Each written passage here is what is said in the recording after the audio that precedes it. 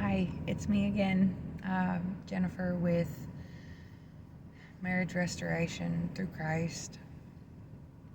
It's been a minute since I've done an update, so I just wanted to get on here and do a quick update. Things haven't been going so well. I'm struggling to stay in faith, and I know that's part of the journey, but that's where I'm at. Really questioning everything right now.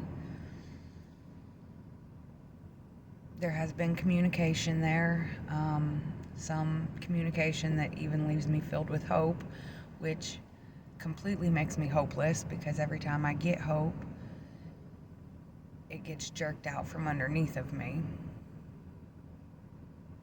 There's a whole lot going on, and I try not to put the details out there.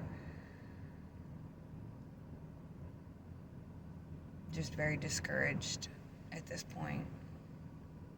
I'm still going, I'm still believing, I'm still praying.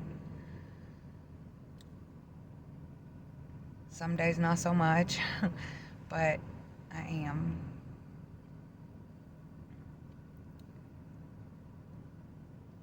I wish I had a better update, but that's where I'm at. So if you're following my journey, thanks for watching.